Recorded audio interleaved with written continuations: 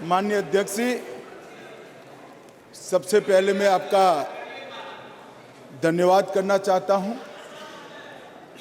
कि एक युग बदलने वाले विधेयक पर बोलने के लिए आपने मुझे अनुमति दी है।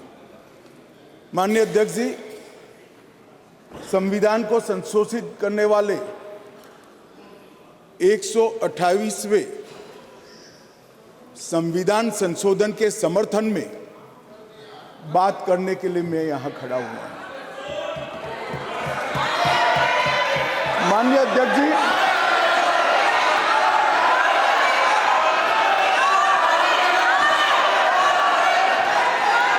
क्या हुआ? माननीय अध्यक्ष जी, जिसको जाना है डरिए मत, डरिए मत। अरे भाई डरो मत। नो, जिसको जाना है जाने दिया से क्यों? प्लीज, कोई भी सदन में रुक सकता है, जा सकता है। माननीय अध्यक्ष जी, प्लीज, नो।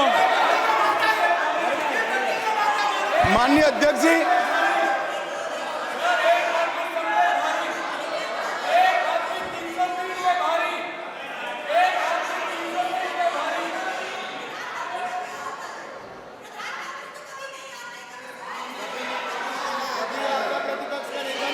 माननीय गृह मंत्री जी। माननीय अध्यक्ष जी,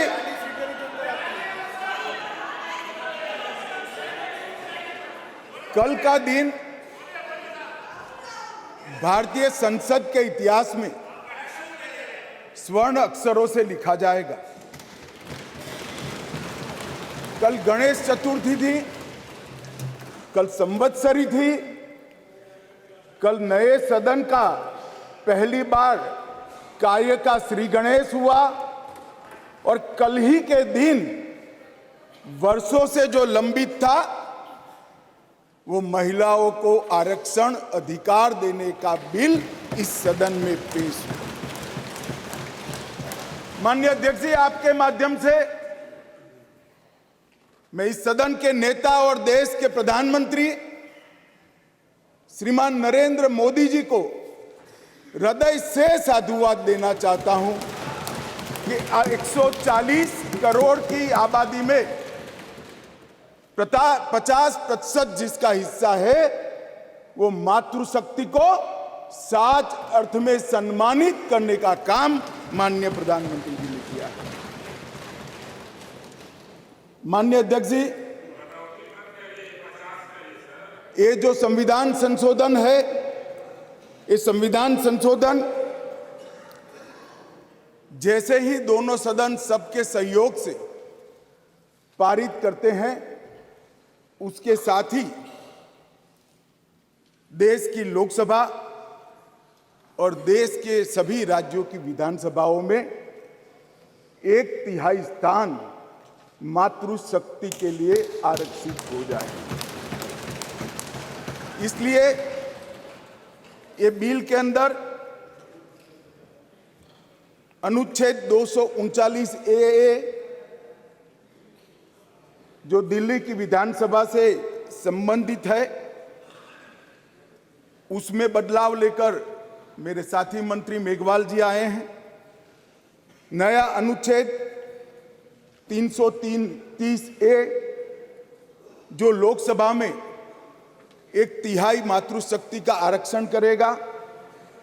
नया अनुच्छेद 332 ए जो राज्यों की विधानसभा में 1/3 मातृशक्ति का आरक्षण करेगा और इसके साथ साथ एससी और एसटी वर्ग के लिए जितनी भी सीटें रिजर्व है उसमें भी 1/3 सीटें मातृशक्ति के लिए आरक्षित हो जाएगी।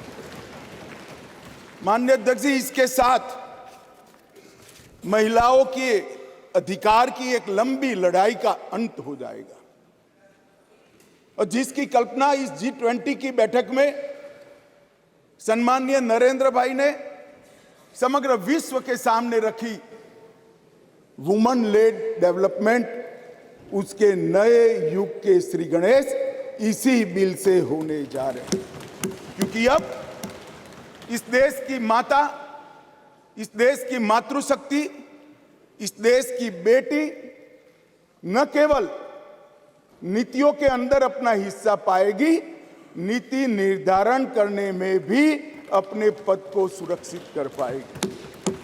माननीय अध्यक्ष जी, कुछ पार्टी के लिए महिला सशक्तिकरण एक पॉलिटिकल एजेंडा हो सकता है। कुछ पार्टियों के लिए महिला सशक्तिकरण, माननीय अध्यक्ष जी, एक राजनीतिक मुद्दा हो सकता है। कुछ पार्टियों के लिए महिला सशक्तिकरण का नारा ये चुनाव जीतने का एक हथियार हो सकता है।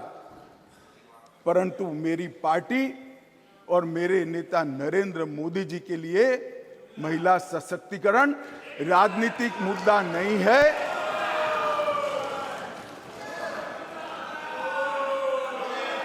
फिर से सुनिए, मेरी पार्टी और मेरे नेता नरेंद्र मोदी जी के लिए महिला सशक्तिकरण राजनीतिक मुद्दा नहीं, मान्यता का सवाल है, मान्यता का सवाल। माननीय अध्यक्ष जी, किसी भी सिद्धांत के लिए किसी व्यक्ति या संस्था इसका आकलन करना है कि सिद्धांत के प्रति मान्यता कितनी दृढ़ है, तो कोई एक घटना, कोई एक कदम से नहीं बनाया जा सकता।